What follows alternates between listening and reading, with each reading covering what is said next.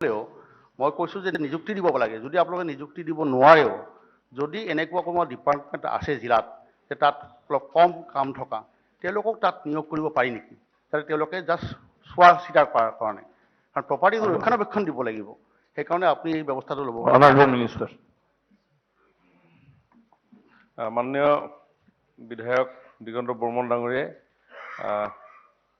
এটা ইতিবাচক পৰামৰ্শ আগবঢ়াইছে, কিন্তু যিমান জ্যোতি বিষ্ণু প্ৰকল্প আমি স্থাপন কৰিছোঁ সেই অনুসৰি সাংস্কৃতিক বিভাগত ইমান বেছি কৰ্মচাৰী নাই যে প্ৰত্যেকটো কেন্দ্ৰতে আমি একোজন কৰ্মচাৰী নিয়োগ কৰিম চোৱা চিতা কৰিবৰ কাৰণে। কিন্তু চোৱা চিতা কৰাৰ অৱহেলাত এনেধৰণৰ সম্পত্তিবিলাক হয় আমি দেখিছোঁ যে যথেষ্ট জৰাজীৰ্ণ ৰূপ পৰিগ্ৰহ কৰে। গতিকে যিহেতু মই এটা আহ্বান জনাইছোঁ আপোনাকে ধৰি অন্যান্য আমাৰ সন্মানীয় বিধায়কসকলক, যিসকল বিধায়কৰ সমষ্টিত ইতিমধ্যে জ্যোতি বিষ্ণু প্ৰকল্পসমূহ স্থাপন হৈছে, তেওঁলোকে যদি এটা পৰিকল্পনা আমাৰ বিভাগক জনায় যে কেনেধৰণে সেই প্ৰকল্পটো ৰান কৰিব লাগে। ঠাই বিশেষে বেলেগ বেলেগ ধৰণৰ হ'ব। গতিকে মই ভাবোঁ যে সংস্কৃতি গোটেই বিষয়টো ৰাইজৰ বিষয়, গতিকে ৰাইজ তাতে ইনভলভ হৈ থাকিব লাগে। গতিকে মই আমাৰ অন্যান্য সমষ্টিসমূহতো য'ত জ্যোতি বিষ্ণু প্ৰকল্প স্থাপন হ'ল তাতে আপোনালোকে এটা যদি পৰিকল্পনা আগবঢ়াই দিয়ে, সেই পৰিকল্পনাৰ ভিত্তিত আমি কাৰ্যকৰী পদক্ষেপ গ্ৰহণ কৰিবৰ কাৰণে প্ৰয়াস হাতত। কুৱেশ্যন নম্বৰ 2 শ্ৰী আব্দুল ৰছিদ মণ্ডল। সাপ্লিমেন্টাৰি হৈছে নাই হৈছে সাপ্লিমেন্টাৰি টাইম ওভাৰ হৈ গ'ল। উত্তৰ সদনৰ ৰছিদ মণ্ডল। দিয়া আছে। Honourable minister. অধ্যক্ষ ডাঙৰীয়া, উত্তৰ পাইছো আৰু উত্তৰত এই কথাটো মই পতিয়ন গৈছো যে চৰকাৰে যে আৰ্টিকল 21 অফ ইণ্ডিয়ান কনষ্টিটিউশ্যন অৰ্থাৎ নাগৰিকৰ যিটো জীয়াই থকাৰ মৌলিক অধিকাৰ চৰকাৰী সন্ত্ৰাসৰ দ্বাৰা ভংগ কৰিছে, চৰকাৰে নিজেই স্বীকাৰ কৰিছে। চৰকাৰৰ যিটো উত্তৰ তাত দেখা গৈছে যে যোৱা দিনবিলাকত 2006 চনত যিটো চাইল্ড মেৰেজ প্ৰহিবিশ্যন এক্ট হৈছিল, সেই এক্ট ইমপ্লিমেণ্ট কৰাৰ কাৰণে এতিয়ালৈকে ছ'চিয়েল চাইল্ড মেৰেজ প্ৰটেকশ্যন যিটো মেৰেজ অফিচাৰ এপইণ্টমেণ্ট সেইটো দিয়া হোৱা নাই। আনকি ৰুল ফ্ৰেম নকৰাকৈ চৰকাৰে দেখা গৈছে যিমান মানুহ এৰেষ্ট কৰিছে তাৰে 6174 জনক বেইল দিছে, যিটো নেকি এই অফেন্সবিলাক আছে নন বেইলেবল। অৰ্থাৎ চৰকাৰ নিজেই স্বীকাৰ কৰিছে যে চৰকাৰে অত্যাচাৰ কৰিছিল, সন্ত্ৰাস কৰিছিল, যাৰ কাৰণে এই অফেন্স নন বেইলেবল হোৱাৰ পিছত, অৰ্থাৎ অফেন্স কৰা নাই, চৰকাৰে নিজে স্বীকাৰ কৰিছে যে তেওঁলোকে আৰ্টিকল 21 যিটো সেইটো ভায়োলেশ্যন কৰিছে, চৰকাৰী সন্ত্ৰাস হৈছে। গতিকে চৰকাৰে এই যিবিলাক মানুহক অত্যাচাৰ কৰিলে, সন্ত্ৰাস চলালে, সেইবিলাক মানুহক উপযুক্ত ক্ষতিপূৰণ দিব লাগে আৰু চৰকাৰে সেইবিলাক মানুহৰ ওচৰত দিব লাগে। অধ্যক্ষ ডাঙৰীয়া, মই সন্মানীয় সদস্যগৰাকীৰ প্ৰশ্নটো বুজি নাপালো। কেনেকৈ সন্ত্ৰাস হ'ল? এখন আইন, দেশত এখন আইন আছে, চাইল্ড মেৰেজ প্ৰহিবিশ্যন এক্ট 2006। সেই আইনখন যদি ৰুল ফ্ৰেম কৰা নাই, আপোনালোকে কৰা নাই, 6 চনৰ পৰা 15 চনলৈকে আপোনালোকে চৰকাৰ আছে, এনে অজান্ত কথা কিয় কয়?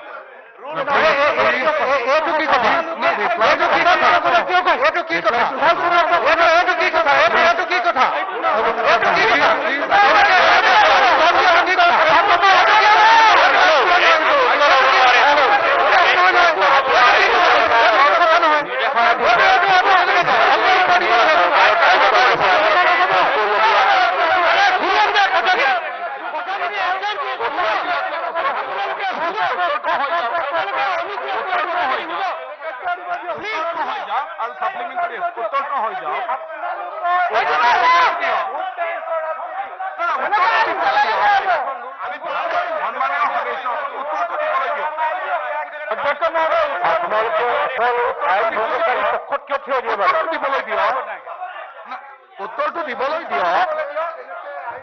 অসমৰ সংসদতো দিবলৈ দিয়ক। কাৰণে আটাইতকৈ লজ্জাজনক ঘটনা যে এনেকে বাল্য বিবাহৰ সপক্ষে এনেকে সদনৰ মজিয়াত হাত তাতকৈ আৰু লজ্জাজনক ঘটনা নাই।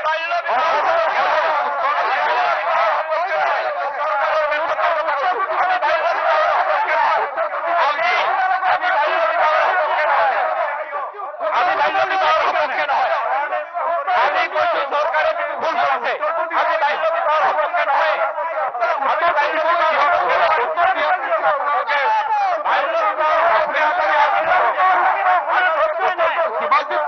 কিবা আছে আপোনালোকে পুনৰ প্ৰশ্ন কৰিব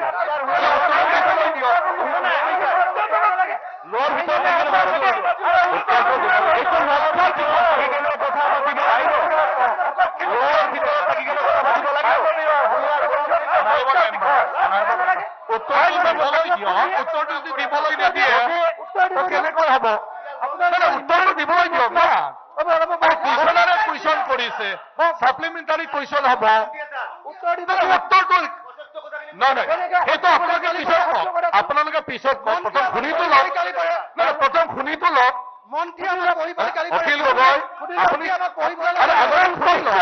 এনেকুৱা নহয় আগতে শুনি লওক আপোনালোকৰ ভোট বেংকৰ ইমান স্বাৰ্থ আপোনালোকে আইন আপুনি প্ৰশ্নটো উত্তৰ নিদি কি ভোট বেংকৰ ইমান চিন্তা আপুনি মন্ত্ৰী আইন নিজে আনে আপুনি আপোনাৰ ভোটৰ মৰমত ৰিফাইটো লৈ যাব পাৰে বুলি ভাবে আইনৰ ভিতৰত থাকি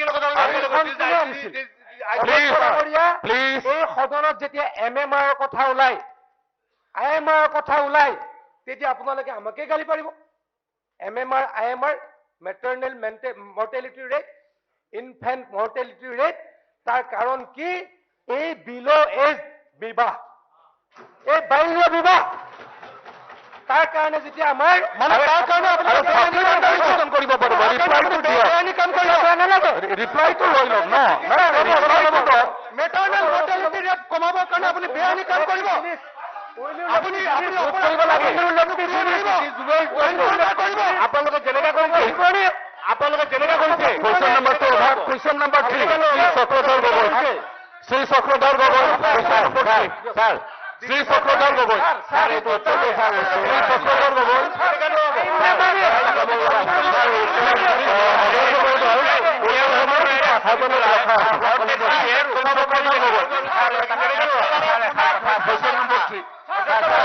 তেওঁলোকৰ হিচাপ নিকাচবিলাক যদি আহে তেতিয়াহ'লে আমি এক মাহৰ ভিতৰতে উত্তক্ত সমুদায় আমি দিয়াৰ ব্যৱস্থা কৰোঁ যদি তেনেকে ধৰণৰ আছে নিশ্চিতভাৱে যদি ক'ৰবাত তেওঁৰ সমষ্টিত ৰৈ গৈছে বা আন কোনোবা সমষ্টিত তেনেকে ধৰণৰ আছে আমাক জনালে এইটো এটা ধাৰাবাহিকভাৱে আমাৰ চলি থকা এটা প্ৰক্ৰিয়া আমি নিশ্চিতভাৱে তেনেকে ধৰণৰ যদি আছে তেতিয়াহ'লে আমি thank you question number 4 Mojibur supplementary এটা আছিল আগতে সাপ্লিমেণ্টাৰী এটা আছিল নাই সময় গ'ল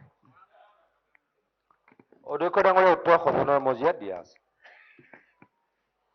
মাননীয় অধ্যক্ষ মহোদয় মাননীয় মন্ত্ৰী মহোদয়ে সদনত উত্তৰ দিছে ৱেবছাইটত আপলোড কৰা বুলি কৈছে মই ৰাতিপুৱাৰ পৰা ট্ৰাই কৰি আছিলোঁ যে উত্তৰখিনি পাবৰ কাৰণে কিন্তু নাপালোঁ ডাউনলোড নহ'লগৈ মাননীয় মন্ত্ৰী মহোদয়ৰ পৰা মই এটা কথা স্পষ্টভাৱে জানিব খুজিছোঁ যে আজিৰ পৰা প্ৰায় এবছৰমান আগতে মন্ত্ৰী মহোদয়ে আমাক চিঠি এখন দিছিলে আৰু ডিপাৰ্টমেণ্টৰ পৰা চিঠি দিছিলে যে আপোনাৰ ক্ৰীড়া প্ৰকল্পৰ কাৰণে ষ্টেডিয়ামৰ কাৰণে মাটি চাই দিব লাগে মই দলগাঁও সমষ্টিৰ বিধায়ক হিচাপে মই মোৰ সমষ্টি মই চাৰ্কুল অফিচাৰৰ লগত কথা পাতিছোঁ ডেপুটি কমিশ্যনাৰৰ লগত কথা পাতি মাটি মই মিলাই কিনে আপোনাক পঠাই দিছিলোঁ লেণ্ড ৰেকৰ্ডটো পঠাই দিছিলোঁ কিন্তু মাননীয় মন্ত্ৰী মহোদয়ে ইয়াত উত্তৰ দিছে যে অসম চৰকাৰে দলগাঁও বিধানসভা সমষ্টি বৰ্তমান ক্ৰীড়া প্ৰকল্প আৰু মিনি ষ্টেডিয়াম নিৰ্মাণ কৰাৰ পৰিকল্পনা হাতত লোৱা নাই এই যে মই কষ্ট কৰি মাটিখিনি মিলাই দিলোঁ গতিকে দলগাঁও সমষ্টি নাই বুলি যে উল্লেখ কৰিলে অলপ দুখ পাইছোঁ লগতে কথা এটা হৈছে মাননীয় অধ্যক্ষ মহোদয় যে 40খন আপোনাৰ মিনি ষ্টেডিয়াম চেংচন কৰা হৈছে 12 কোটি টকা ব্যয় সাপেক্ষে মই বিভিন্ন চৰ্চত মই বিভিন্ন আপোনাৰ ডিপাৰ্টমেণ্টতো মই এপ্লিকেশ্যন দিছোঁ মই নিজাবগৈ আলোচনা কৰিছিলোঁ এখন হ'ব বুলি কৈছিলে ইভেন DRSC কমিটিৰ কথাটো ক'ব নালাগে তথাপি মই কৈছোঁ আৰু DRSC কমিটিও মোৰ নামটো ইনক্লুড কৰা আছিলে দলগাঁও সমষ্টি কিন্তু অতি দুখ আৰু পৰিতাপৰ কথা যে আজি মাননীয় মন্ত্ৰী মহোদয়ে উত্তৰ দিছে যে আপোনাৰ দলগাঁও সমষ্টি সাপ্লিমেণ্টাৰী মই একেলগে শেষ কৰি দিম গতিকে মাননীয় মন্ত্ৰী মহোদয় মোৰ দলগাঁও সমষ্টিত মিনি ষ্টেডিয়াম এখন এখন দিলে ভাল পাম আৰু মিনি ষ্টেডিয়াম দিলে ভাল পাম অসম চৰকাৰে 2021-22 চনত এটা যুগান্তৰকাৰী সিদ্ধান্ত লৈছিলে প্ৰায় 1000 কোটি টকাৰ ব্যয়েৰে অসমত কেইবাটাও ক্ৰীড়া প্ৰকল্প স্থাপনৰ কাৰণে ব্যৱস্থা কৰিছে অধ্যক্ষ ডাঙৰীয়া 10টা ষ্টেডিয়াম আমাৰ ডিষ্ট্ৰিক্ট হেডকোৱাৰ্টাৰত 50 কোটি টকাকৈ এটাত মানে 500 কোটি টকাৰে ষ্টেডিয়াম নিৰ্মাণৰ কাম পূৰ্ণগতিত চলি আছে। আৰু অধ্যক্ষ ডাঙৰীয়া 40টা বিধানসভা সমষ্টিত 12 কোটিকে টকাৰে মানে 480 কোটি টকা প্ৰায় 980 কোটি টকা প্ৰায় নহয় টোটেল 980 কোটি টকাৰ প্ৰজেক্ট আমাৰ যোৱা বছৰৰ পৰা অসমৰ বিভিন্ন স্থানত মানে 50টা সমষ্টিত চলি আছে। অধ্যক্ষ ডাঙৰীয়া কামখিনি পৰ্যায়ক্ৰমে হয়। 126টা সমষ্টিত আমি একেদিনাই কেতিয়াও কাম হোৱা একেলগে দেখা নাই। পৰ্যায়ক্ৰমে যিহেতু হয় আমি এই মুহূৰ্তত 50টা সমষ্টিত বনাইছো। 10টা সমষ্টিত 50 কোটি টকাৰ একোখনকৈ ষ্টেডিয়াম আৰু 40টা সমষ্টিত 12 কোটি টকাৰকৈ এখন ষ্টেডিয়াম। গতিকে পৰৱৰ্তী সময়ত ডেফিনেটলি দলগাঁও বিধানসভা সমষ্টিৰ অন্তৰ্ভুক্ত হ'ব মই আপোনাক প্ৰতিশ্ৰুতি দিলোঁ। ধন্যবাদ। ৰহিম অনাৰেবল মাননীয় অধ্যক্ষ মহোদয়, মই মন্ত্ৰী ডাঙৰীয়াক সুধিব খুজিছোঁ যে 40টা বিধানসভা সমষ্টিত যি এখনকে মিনি ষ্টেডিয়ামৰ কাম হাতত লোৱা হৈছে, এইবাৰ বাজেটত বাকী থকা সমষ্টিসমূহত একোখনকে মিনি ষ্টেডিয়ামৰ কাম হাতত ল'ব পাৰি নেকি বা আপোনালোকে কিবা ভাবিছে নেকি? Honourable minister. যিহেতু দাখিল হোৱা নাই এই মুহূৰ্তত ক'ব দিগদাৰ, কিন্তু পৰ্যায়ক্ৰমে আমি কৰিম বুলি সদনক আমি আশ্বাস দিছোঁ। ধন্যবাদ। এতিয়া question number 5 Aftabuddin Molla. Honourable minister. অধ্যক্ষ ডাঙৰীয়া উত্তৰ সদনৰ মজিয়াত দিয়া আছে। সাপ্লিমেণ্টাৰী। মাননীয় অধ্যক্ষ মহোদয়, আপোনাৰ জৰিয়তে মন্ত্ৰী মহোদয়ৰ পৰা জানিব বিচাৰিছিলোঁ যে জলেশ্বৰ সমষ্টিত SDRF আঁচনিত 2020-21 কিমান টকাৰ আবণ্টন দিয়া হৈছিল আৰু কিমান কাম হৈছে, বহুত কাম হোৱা নাই, এনেকুৱা ধৰণৰ কথাবিলাক মই প্ৰশ্নত আনিছিলোঁ। দেখা হৈছে যে 44টা কাম চেংচন হৈছে, তাৰে 37টা সম্পূৰ্ণ হোৱা বুলি কৈছে, বাকীকেইটা কাম এতিয়ালৈ হোৱা নাই। তো মই এই বিষয়ে মাননীয় মন্ত্ৰী মহোদয়ক এটা অনুৰোধ কৰিম যে এই যে বাকী 7টা কাম হোৱা নাই, এটা টাইম বাউণ্ড কৰি দিব নেকি যে ইমান দিনত হ'ব, কাৰণ এইটো এটা SDRF আঁচনিটো কেনেকুৱা দিয়ে আপোনালোকে গম পায় কি, বানপানীত ক্ষতিগ্ৰস্ত সমষ্টিবিলাকত মানে এই টকাবিলাক দিয়া হয়, কিন্তু যেহেতু 3 বছৰ হৈ গ'ল এতিয়ালৈ কাম হোৱা নাই বুলি কৈছে 7টা, তো এইকেইটা এটা টাইম বাউণ্ড কৰি দিলে যে ইমান দিনত শেষ হ'ব, এইটো এটা কথা। Honourable minister. নাই ছাৰ আৰু এটা কথা ক'লে। দ্বিতীয়টো কথা হৈছে যে আপুনি এবাৰ সৰজমন তদন্ত কৰি এই যে 37 কামটো যে হৈছে বুলি কৈছে, এবাৰ তদন্ত কৰি চাই স্পটতে আপুনি ডিচিশ্যন ল'ব পাৰিব যে কেনেকুৱা ধৰণৰ 37 কাম সম্পূৰ্ণ হৈছে। ঠিক। ডাঙৰীয়া আচলতে এইবিলাক খুব সৰু সৰু কাম হয়। ক'ৰবাত পেলেচাইডিং কৰা হয়, ক'ৰবাত অলপ বস্তা দিয়া হয়, ক'ৰবাত অলপ মাটি তুলি দিয়া হয়। গতিকে 5 লাখ 4 লাখ 8 লাখ টকাৰ কাম। গতিকে এইটো বানপানীৰ সময়ত হোৱা কাম আৰু আমি সকলোৱে জানো, এইটো অস্বীকাৰ কোনো কৰিব নোৱাৰো। এতিয়া মই ৱাটাৰ ৰিচোৰ্চ ডিপাৰ্টমেণ্টটো মই চাওঁ, আমি ছাডেনলি কাম কৰিব লাগে টেম্পৰেৰী বেচিছত। সেই গোটেইবিলাক SDRFৰ কাম এইখিনি অন্তত টেম্পৰেৰী বেচিছৰ কাম। গতিকে কেতিয়াবা এই কামটো ভালকে দেখাকে মানে আমি 2 কিলোমিটাৰ ৰাস্তা এটা পকা কৰিলে যেনেকে দেখা পাওঁ, কিন্তু এনেকে পেলেচাইডিং ক'ৰবাত দি দিলোঁ বা ক'ৰবাত আমি অলপ মাটি পেলালোঁ, সেইটো ভালকে দেখা পোৱা নাযায়। কিন্তু তেখেতে যিহেতু কথাটো কৈছে যে এইটো চিৰিয়াছলি লোৱা হ'ব, মই বিভাগীয় কৰ্তৃপক্ষৰ লগত ৰাতিপুৱা আলোচনাও কৰিছোঁ। যদি কিবা স্পেচিফিক কিবা কমপ্লেইন আছে তেখেতে আমাক দিব, তাৰ বিৰুদ্ধে আমি ব্যৱস্থা ল'ম। আৰু যিকেইটা ইনকমপ্লিট হৈ আছে সেইকেইটা সোনকালে কমপ্লিট কৰিবলৈ ব্যৱস্থা ল'ম। ডাইৰেক্ট আপুনি সাপ্লিমেণ্টাৰী কুৱেশ্যনটো কৰক। এই বছৰ যোৱাবাৰৰ যিটো বানপানীৰ ক্ষয় ক্ষতি হ'ল, এতিয়ালৈ SDRFৰ টকা জলেশ্বৰত এটাও দিয়া নাই। এই বছৰ গোৱালপাৰা জিলাতে দিয়া নাই। মই আপোনাক অনুৰোধ জনাম এইবাৰ যাতে গোটেই জিলা। অধ্যক্ষ ডাঙৰীয়া, আমি PWD ডিপাৰ্টমেণ্টৰ গোটেই কথাখিনি অলপ সকলোৱে জানো যে আফতাবুদ্দিন মোল্লা ডাঙৰীয়াই মোতকৈ বেছি ভালকৈ জানে, কাৰণ তেখেতে 2001 চনত বিধায়ক নিৰ্বাচিত হৈছিলে আৰু মই বিধায়ক নিৰ্বাচিত হৈছিলোঁ 11 চনত। 2001 চনত PWDৰ বাজেট কিমান আছিলে, 2011 চনৰ কিমান আছিলে আমি ভালকে জানো। তাৰপিছত 2016 চনৰ পৰা কিমান হ'ল, 2021 চনত গৈ কিমান হ'ল, এই বিধানসভাৰ সদস্যসকলে ভালদৰে জানে।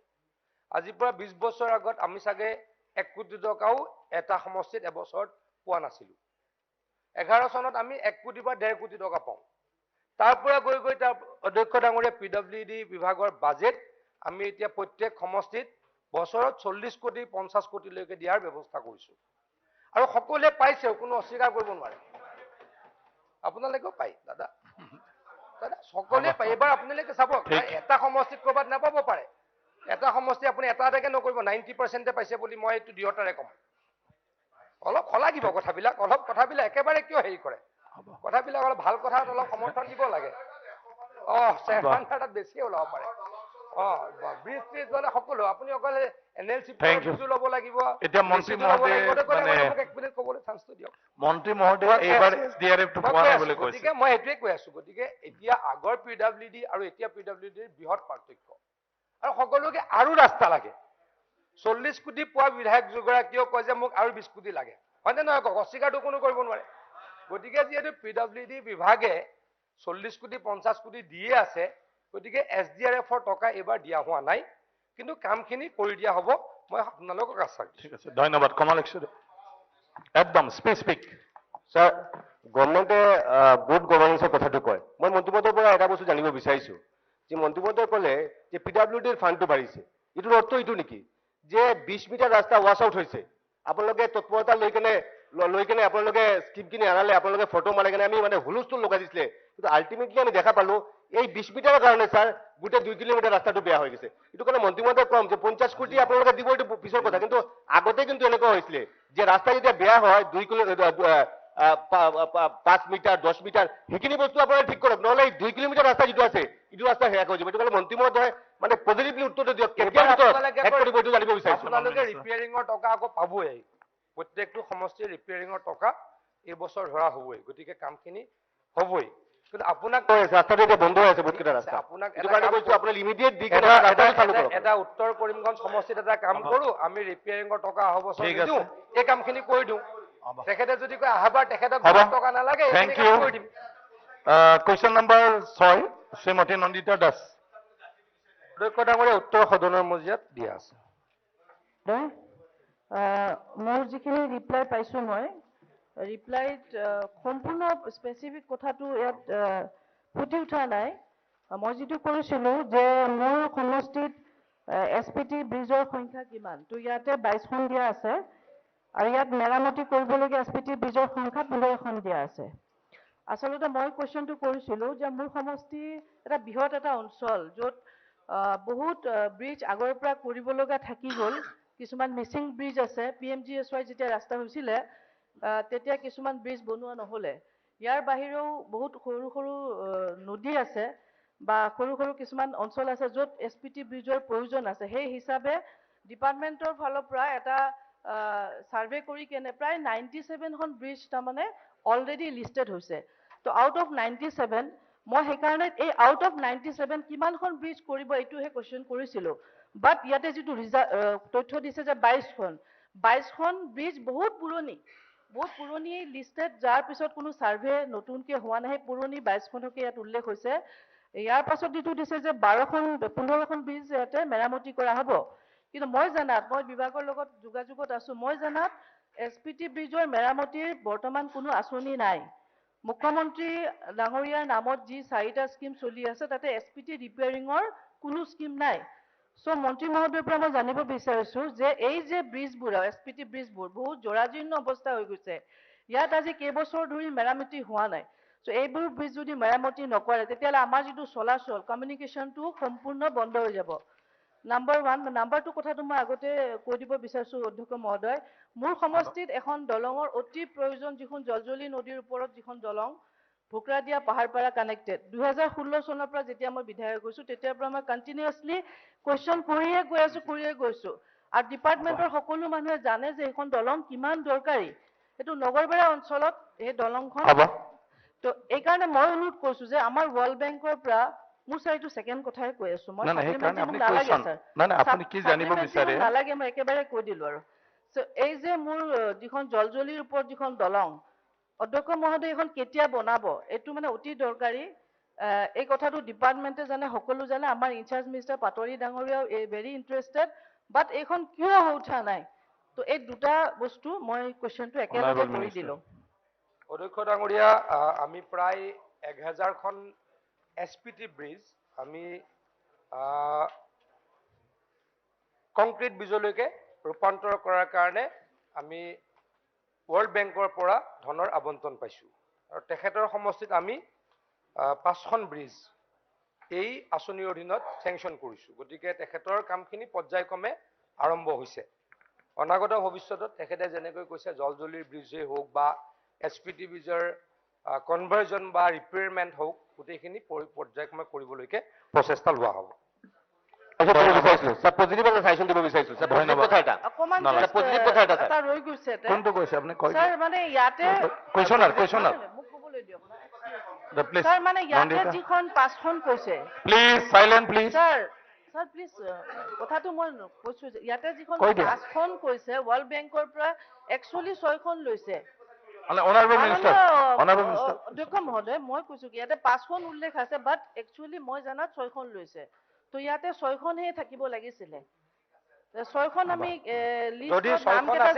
ছয়খন আছে ইয়াৰ বাহিৰেও মই কৈ আছো জলজলি দলংখন ইমিডিয়েটলি বনাব লাগে ধন্যবাদ অধ্যক্ষ মহোদয় সন্মানীয় সদস্যই যি জলজলি ব্ৰিজৰ কথা কৈছে এই ব্ৰিজটো চেঙা সমষ্টি বাগবৰ সমষ্টি আৰু বকু সমষ্টি তিনিওটা সমষ্টিৰ কাৰণে প্ৰয়োজনীয় আপুনি শুনি আচৰিত হ'ব অসমত এনেকুৱা ব্ৰিজো আছে যি ব্ৰিজৰ ওপৰতে 4চকীয়া গাড়ী লৈ পাৰ হৈ গ'লে 100 টকা দিব মন্ত্ৰী ডাঙৰীয়া এছুৰেঞ্চ দিলে আৰু সেই ব্ৰিজটো জলজলি ব্ৰিজ মন্ত্ৰী ডাঙৰীয়া এছুৰেঞ্চ দিলে মানুহৰ যাতায়াত অনাৰেবল মেম্বাৰ অলৰেডি মন্ত্ৰী ডাঙৰীয়া নগৰ পৰা এই জলজলি ব্ৰিজটো মহোদয় যিকোনো পদ্ধতি বনাব লাগে এটা পজিটিভ কথা এটা কম স্যার এটা পজিটিভ কথা কব বিচাৰিছো কথা ক'ব নালাগে না কুৱেশ্যন থাকিলেহে না কথা ক'ব নালাগে সেংশন হৈছে না তেখেতৰ কনষ্টিটিউয়েন্সি সেংশন হৈছে এইটো যদি কথা পাতি কেনে কৰা হয় তেনেহলে অৰিজিনাল ব্ৰিজটো হ'ব নহলে মোৰ সমষ্টি 3টা হৈছে অধ্যক্ষ মহোদয় যিকিটা কোনো দৰকাৰ নাই নালাগে এইটো উত্তৰ দি দিলে কুৱেশ্যন নম্বৰ 7 শ্ৰী ৱাজেদ আলী চৌধুৰী ল'বলৈ বিচাৰিছো অধ্যক্ষৰ উত্তৰ সদনৰ silent please supplementary sir please silent please question কৰি আছে প্লিজ কমলক্ষ আপোনাৰ কলিগে কুৱেশ্যন কৰি আছে আপোনাৰ কলিগে কৰি আছে মোৰ সমষ্টি ফুলকাটাৰী RCC ব্ৰিজখন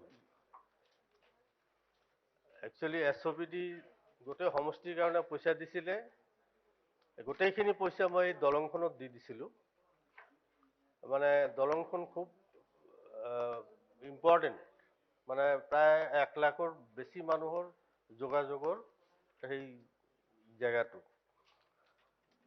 তো কিন্তু যি হিচাপে কাম আৰম্ভ কৰিছে এতিয়ালৈকে পোষ্ট কেইটা কমপ্লিট কৰিব পৰা নাই গতিকে মই সেইকাৰণে কোৱেশ্যনটো দিছোঁ যে কি কাৰণে ইমান লেট কৰি আছে কামটো লেহেমীয়া গতিত চলি আছে কামটো কেতিয়া সম্পূৰ্ণ কৰিব যদিও কৈছে ডিচেম্বৰত সম্পূৰ্ণ কৰিম বুলি ইয়াত উত্তৰ দিছে কিন্তু মোৰ সন্দেহ আছে কাৰণ পোষ্ট কেইটাই হোৱা নাই বাকী কামবিলাকতো আছেই গতিকে কামখিনি সঁচাকে কেতিয়া সম্পূৰ্ণ কৰিব অনাৰেবল মিনিষ্টাৰ জানিব বিচাৰিছোঁ অধ্যক্ষ ডাঙৰীয়া এই ব্ৰিজখনৰ অলপ প্ৰতিকূল পৰিৱেশ নথকা নহয় 19 চনৰ পাছত আমাৰ কোভিড হ'ল আৰু বানপানী প্ৰবণ এটা অঞ্চল গতিকে কামটো 66% হৈছে আৰু 34% কাম বাকী আছে অধ্যক্ষ ডাঙৰীয়া এটা সমস্যা আছে অলপ ল্যান্ড একুইজিশ্যনৰ সমস্যা আছে লাষ্ট যিটো স্পেন এবেটমেন্ট এৰিয়া সেই অঞ্চলটো অলপ জায়গা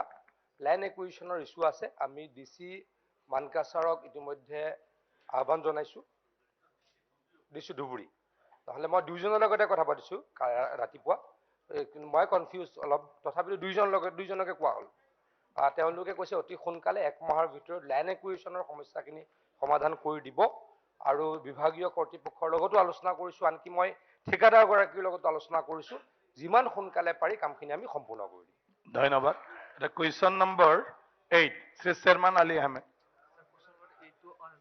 আৰু চেয়াৰম্যান আলী আহমেদ হয়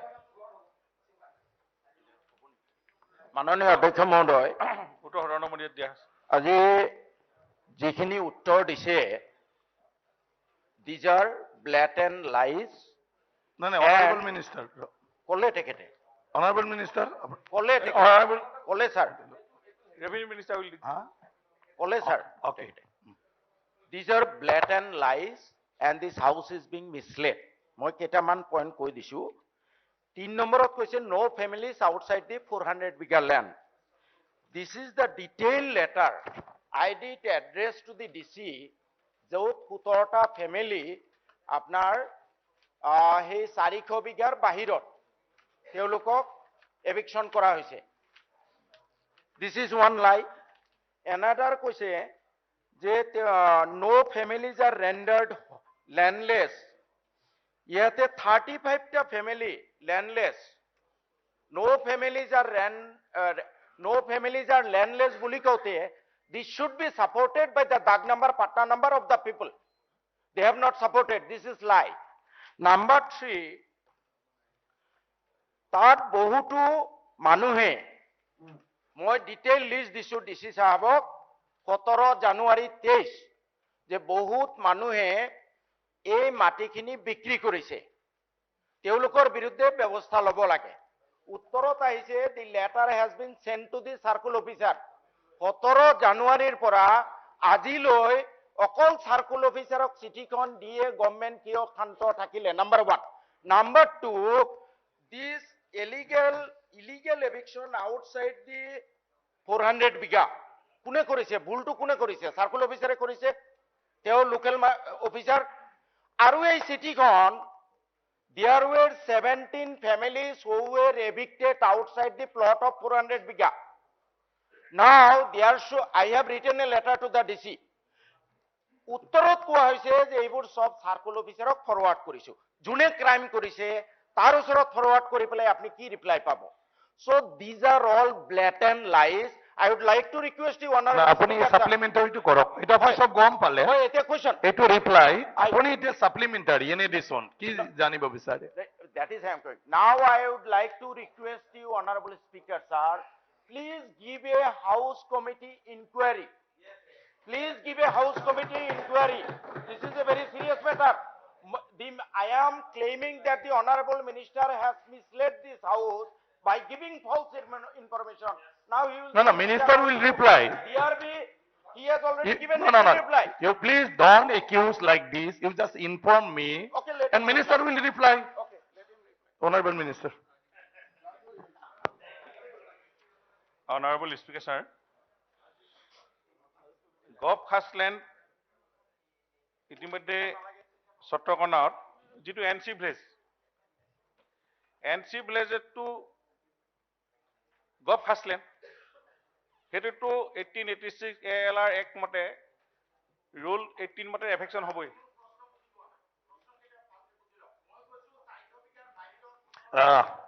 হেতু ইয়োর উত্তৰটো দিবলৈ কওক না উত্তৰটো দিবলৈ দিয়ক ন আপোনাৰ ফাৰ্স্ট কোৱেশ্চন আপুনি শুনকচোন ইয়াৰ পিছত আপুনি ক'ব কিবা থাকিলে he should follow some norms এটা কেনেকৈ কথা পাতি আছে আপুনি শুনক আগতে please as per report received from Deputy Commissioner as well as Circle Office also, no families outside 400 bighas plot of land have been affected.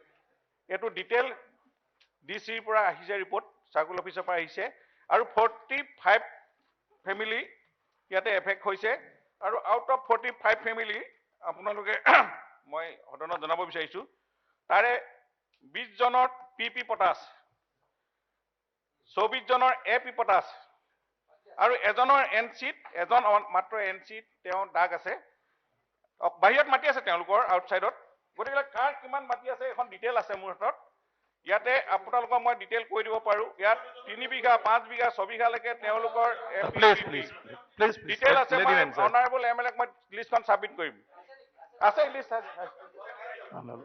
এতিয়া আপোনাৰ কৈবৰ আলী আপুনি 45 জন মানুহ তাতে এফেকশন হৈছে 45 জনৰ যি এফেকশন হৈছে তাৰে ভিতৰত আপোনাৰ গোটেই 45 জনৰে 44 জনৰে মাটি আছে বেলেগ প্লিজ সাইলেন্ট প্লিজ কৈবৰ আলী আৰু সবে শুনক না 3 বিঘা আছে কৈবৰ আলী ৰবিন পৰামানিক তেখেতৰ 5 বিঘা 3 কথা 15 লুচা আছে এভৰিবডি 44 জনৰ ইয়াতে লিষ্টখন আহিছে ডিসিৰ পৰা সাৰ্কুল অফিচৰ পৰা আৰু আমি এটো ডিসি যেহেতু তেওঁলোকে এনসি ভিলেজত আছে আৰু এটো গভৰ্ণমেন্টৰ একমতেটো এফেকশন হ'বই আৰু NC প্লেচবোৰ আমি যেতিয়া ডিটেইল চাৰ্ভে হ'ব, পলিগন চাৰ্ভে হ'ব, তাৰপিছত তেওঁলোকে ছেটেলমেণ্ট পালে তেওঁলোকে তাত পাব পাৰে, সেইটো এটা প্ৰক্ৰিয়াও চলি আছে। গতিকে আপোনাৰ 1 ন 2 নম্বৰ গ'লো মই, আতাউৰ ৰহমান তেখেতৰ এবিঘা একঠা আছে, আকৌ 2টা দাগত আছে তেখেতৰ, আৰু এটা দাগত আছে 128 নং দাগত 2 বিঘা 2 কঠা। আৰু এনেধৰণে কমল উদ্দিন তেখেতৰো আছে এবিঘা একঠা 0 লোচা। এনেধৰণে কালচনৰ তেওঁ এগ্ৰিকালচাৰ মাটি আছে আপোনাৰ 5 বিঘা 3 কঠা। আমি আলি সবকে সাৰ্কুলেট কৰে দি দিলি আমি আলি তেখেতৰো আছে 6 বিঘা 3 কঠা। ফুলচন আলি তেখেতৰো আছে 4 কঠা 3 কঠা 4 কঠা 3 লোচা। তাৰমানে লেণ্ডলেছ নহয়, তাৰমানে তেওঁলোকৰ বেলেগত তেওঁলোকৰ নামত মাটি পটা আছে, এপিও আছে, পিপিও আছে। আমি যদি লেণ্ডলেছ আছে 2019 পলিচি মতে আমি তেওঁলোকক আমি মাটি পটাও দি আছো গভৰ্ণমেণ্টে। আৰু হ'ব না আছিকুৰ আলি এই 45 জনৰ নাম গাই দিব পাৰো। হ'ব, হৈ গ'ল। আপুনি সাৰ্কুলেট কৰি দিয়ক। সাৰ্কুলেট কৰি দিয়ক, সাৰ্কুলেট কৰক না। এতিয়া ছত্ৰ আলি তেখেতৰো আছে 5 বিঘা 3 কঠা 12 লোচা। এনেধৰণে আপোনাৰ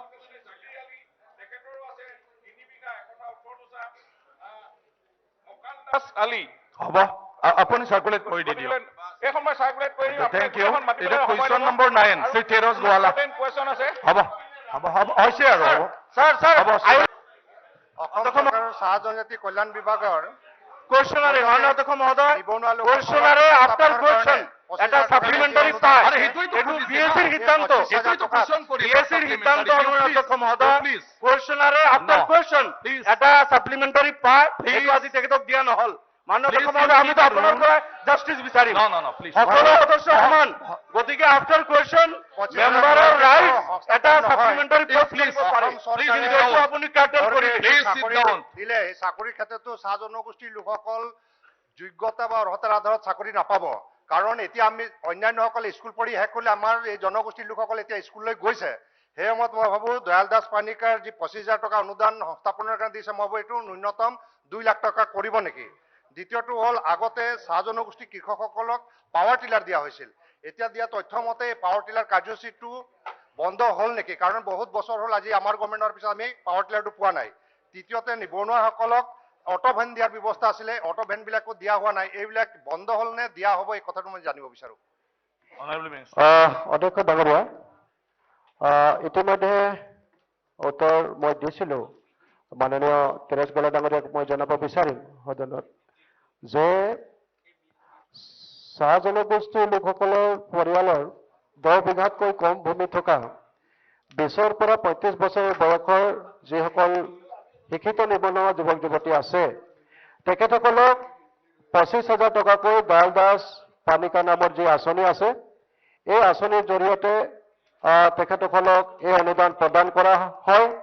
আৰু এইবাৰ আমি প্ৰায় অনলাইন যোগে আবেদন গ্ৰহণ কৰিছিলোঁ অধ্যক্ষ ডাঙৰীয়া, আৰু অনলাইন যোগে ইতিমধ্যে তেনেধৰণৰ প্ৰায় 53,458 গৰাকী যুৱক যুৱতী আবেদন কৰিছিল। কিন্তু আমি যি হিচাপত আমাৰ হাতত পুঁজি আছে, তেনেদৰে আমি প্ৰায় 7,920 গৰাকী যুৱক যুৱতীলৈ আমি এইবাৰ 25,000 টকাকৈ অনুদান দিবৰ কাৰণে আমি সক্ষম হ'ম। অধ্যক্ষ ডাঙৰীয়া, ইতিমধ্যে আমি এই আঁচনি 25,000 টকাকৈ আছিলে।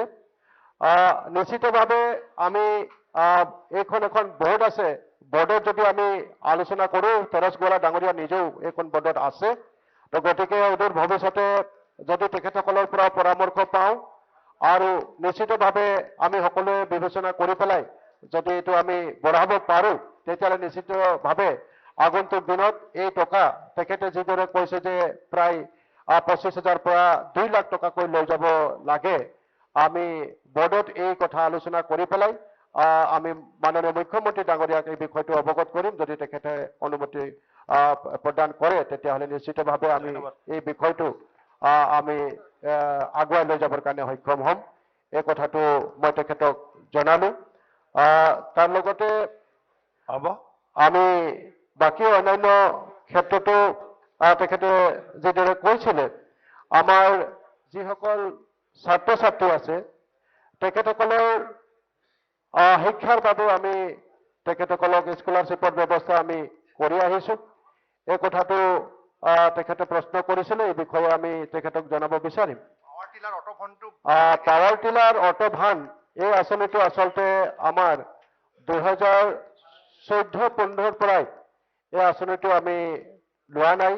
আমি বৰ্তমানে সেই বিষয়টো যদি নিশ্চিতভাৱে আৰু প্ৰয়োজনীয়তা আছে বুলি পেলাই আমাৰ বোৰ্ডে বিবেচনা কৰে, আমি নিশ্চিতভাৱে আমাৰ মাননীয় মুখ্যমন্ত্ৰী ডাঙৰীয়াক বিষয়টো আমি অৱগত কৰিম। নিশ্চিতভাৱে ইয়াৰ পৰা আমাৰ বিশেষভাৱে অটো ভান আৰু ট্ৰেক্টৰ এইটোৰ পৰা আমাৰ খেতিয়ক আৰু আমাৰ নিবনুৱা যুৱক যুৱতীসকলে নিশ্চিত ইয়াৰ পৰা লাভান্বিত হৈছিল। কিন্তু এই আঁচনিটো বৰ্তমান বন্ধ ৰখা হৈছে পুঁজিৰ অভাৱত। যদি আমি পুঁজিৰ পাবৰ কাৰণে সক্ষম হ'ম তো আগন্তুক দিনত নিশ্চিতভাৱে এই আঁচনিটো পুনৰ আমি আৰম্ভ কৰি পেলাই বিশেষভাৱে পাৱাৰ টিলাৰ আৰু অটো ভানৰ ব্যৱস্থা আমি কৰিবৰ কাৰণে সক্ষম হ'ম। Thank you. শ্ৰী অখিল গগৈ। অধ্যক্ষ মহোদয়, আজিৰ দিনটোত অসমৰ চাহ শ্ৰমিক এজনে ব্ৰহ্মপুত্ৰ উপত্যকাত 232 টকাকৈ হাজিৰা পায়, দৈনিক মজুৰি পায়। 232 টকাকৈ মজুৰি পালে এক সপ্তাহত তেওঁলোকে 6 দিন মজুৰি পায়, 7 দিন দেওবাৰৰ দিনটোত মজুৰি নাপায়। তেতিয়াহ'লে 1392 টকা এক সপ্তাহত তেওঁলোকে ইনকাম কৰে। আৰু এক মাহত তেওঁলোকে ইনকাম কৰে 5568 টকা, 5,500 টকাৰ তেওঁলোকৰ দৰমহা। মানে গোটেই মাহটো কাম কৰি তেওঁলোকে 5,500 টকা দৰমহা পায়। অধ্যক্ষ মহোদয়, আজিৰ দিনটোত এটা পৰিয়াল 5,500 টকাত চলাটো কেতিয়াও সম্ভৱপৰ নহয়। এই যিখন চৰকাৰ আছিলে তেওঁলোকে 2016 চনতে কৈছিলে যে চাহ শ্ৰমিকৰ মজুৰি 350 টকা তেওঁলোকে কৰিব। 2021 চনতো তেওঁলোকৰ দলৰ মূল প্ৰতিশ্ৰুতি এটা আছিলে যে মজুৰি 350 টকা কৰা হ'ব। মই সুধিব খুজিছো যে চাহ শ্ৰমিকৰ মজুৰি কেতিয়াৰ পৰা 350 টকা কৰা হ'ব? অধ্যক্ষ মহোদয়। Honourable minister. অধ্যক্ষ ডাঙৰীয়া, আমাৰ সন্মানীয় বিধায়ক অখিল গগৈ ডাঙৰ যিটো প্ৰশ্ন কৰিছে তেখেতক মই মনত পেলাই দিব বিচাৰিছো যে ইতিমধ্যে চৰকাৰে যি ধৰণৰ প্ৰতিশ্ৰুতি দিছিলে ঠিক ইতিমধ্যে আমাৰ চৰকাৰে আপোনালোকে জানে যে এইটো এটা প্ৰক্ৰিয়াৰ মাজত আমি মজুৰি বৃদ্ধি কৰিব পাৰোঁ। মালিক পক্ষ, ট্ৰেড ইউনিয়ন আৰু চৰকাৰ মিলিত প্ৰচেষ্টাৰে এটা প্ৰক্ৰিয়াৰ মাজত আমি মজুৰি বৃদ্ধি কৰিবলগীয়া হয়। আৰু ইতিমধ্যে আমাৰ চৰকাৰখন অহাৰ পাছত অধ্যক্ষ ডাঙৰীয়া আমি 3বাৰলৈকে আমি মজুৰি বৃদ্ধি কৰিছোঁ। আৰু পুনৰ আমাৰ মালিক গোষ্ঠী, আমাৰ ট্ৰেড ইউনিয়ন, আমাৰ চৰকাৰৰ লগত আলোচনা বিলোচনা চলি আছে। আমাৰ লক্ষ্য আছে নিশ্চিতভাৱে 350 টকালৈকে শ্ৰমিকসকলৰ মজুৰি বঢ়াই বৃদ্ধি কৰা। আৰু ইতিমধ্যে আপোনালোকে জানে যে কেন্দ্ৰীয় চৰকাৰে লেবাৰ কোড লৈ আনি আছে। আৰু আমি জানিব পাৰিছো যে কেন্দ্ৰীয় চৰকাৰে এটা বিষয় বিবেচনা কৰিছে যে প্ৰত্যেকটো ৰাজ্যৰে যিসকল এনেধৰণৰ শ্ৰমিক আছে সেই শ্ৰমিকসকলৰ মজুৰিটো প্ৰত্যেকটো ৰাজ্যতে একেধৰণৰ হোৱাৰ কাৰণে এটা পৰিকল্পনা ইতিমধ্যে কেন্দ্ৰীয় চৰকাৰে কৰিছে। অধ্যক্ষ মহোদয়, আমাক প্ৰশ্নটোৰ উত্তৰ লাগিছিলে যে কেতিয়া 350 টকা তেওঁলোকে প্ৰতিশ্ৰুতি দিছিলে। নিশ্চিতভাৱে 350 টকাৰ প্ৰতিশ্ৰুতি আছিলে। এতিয়া বেলেগ বেলেগ কথা আমাক নালাগে। ৰক্ষা কৰা নাই,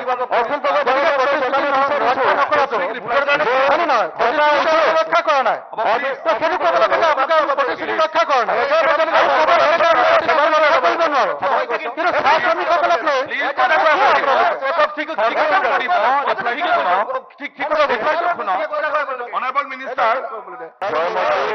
আৰু দেশপ্ৰেমৰ কথা আমি সকলোৱে জানো। ইয়াৰ বাবে এটা প্ৰকল্প দিয়া হৈছিল কেন্দ্ৰ চৰকাৰৰ ওচৰত। আৰু ইয়াত মোক আজি কোৱা হৈছে যে অসম চৰকাৰৰ সাংস্কৃতিক সঞ্চালকালয় আৰু শিৱসাগৰ জিলাৰ উপায়ুক্তৰ পৰা সময়মতে কাগজ পত্ৰ নোপোৱাৰ বাবে এই প্ৰস্তাৱটো ভাৰত চৰকাৰে 2017 চনৰ পিছত আঁচনি বন্ধ হৈ যোৱাৰ বাবে গ্ৰহণ কৰিব পৰা নাই। 2010 চনৰ প্ৰস্তাৱটো আমি 17 চনলৈকে আঁচনিখন আছিল, তাৰপিছত আৰু আঁচনি বন্ধ হৈ গ'ল। এই গতিকে ছাৰ, যিসকলৰ বাবে এইখিনি গাফিলতি হ'ল, লেপছ কৰিলে, সেই উপায়ুক্ত আৰু সাংস্কৃতিক সঞ্চালকালয়ৰ বিষয়াসকলৰ ওপৰত জবাবদিহি হ'ব লাগে, তেওঁলোকে চৰকাৰী কামৰ গাফিলতিৰ বাবে ব্যৱস্থা ল'ব লাগে। দ্বিতীয়তে, যিহেতু এনেকুৱা কোনো বাজেট নাই, শিৱসাগৰ জিলাক 500 কোটি টকা দিয়া হৈছে আইকনিক ডিষ্ট্ৰিক্ট হিচাপে, তাৰ পৰা মহান এই মহিয়সী নাৰীগৰাকীৰ যি স্মৃতি নিৰ্মাণ কৰাৰ কথা সেইখিনি বিবেচনা কৰিব নেকি, এই কথাটো জানিব বিচাৰিছোঁ। অধ্যক্ষ ডাঙৰীয়া, আচলতে কেনাটো লাগিছিলে 2010-11 চনতেই।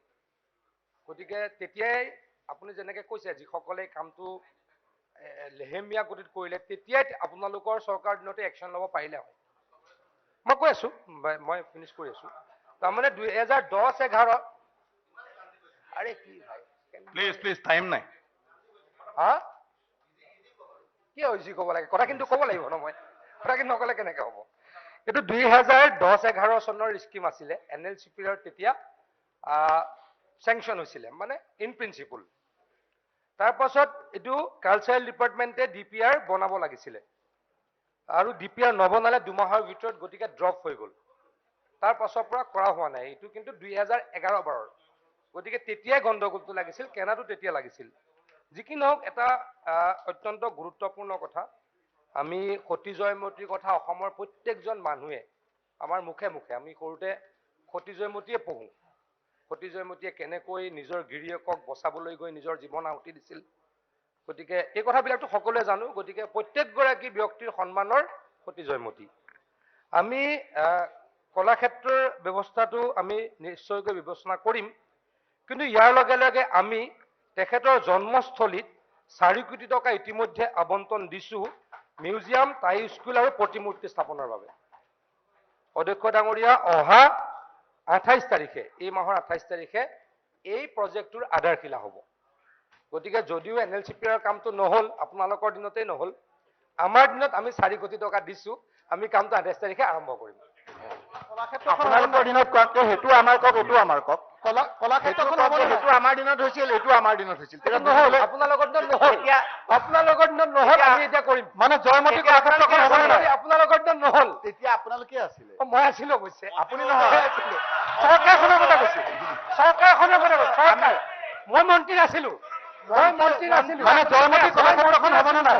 আপুনি আছিলে মন্ত্ৰীও আপোনালোক, মই মন্ত্ৰী নাছিলো, আজিও আছিল, এতিয়াও মই আছে। মন্ত্ৰী নাছিলো, আৰু আগত যেতিয়া এইখিনি যাম তেতিয়াও থাকিব। মই মন্ত্ৰী নাছিলো। জয়মতী কলাক্ষেত্ৰখন হ'ব নে নহ'ব? আৰু আমি তেতিয়াতো চৌকল কি আছিলো জানো? জয়মতী কলাক্ষেত্ৰখন হ'ব নে নহ'ব? জয়মতী কলাক্ষেত্ৰখন হ'ব নে নহ'ব? জয়মতী কলাক্ষেত্ৰখন বিবেচনা কৰা হ'ব, কিন্তু কৈছো জয়মতীৰ য'ত জন্মস্থান, তাত ইতিমধ্যে 4 কোটি টকা আমি দিলো। 28 তাৰিখে আধাৰশিলা কৰিবলৈ আমি জয়মতী কলাক্ষেত্ৰখন ছাৰ, অনাৰেবল হাউচ, মই আজি হাউচ স্থগিতকৰণ কৰাৰ কাৰণে 2টা নটিচ পাইছিলোঁ। আমাৰ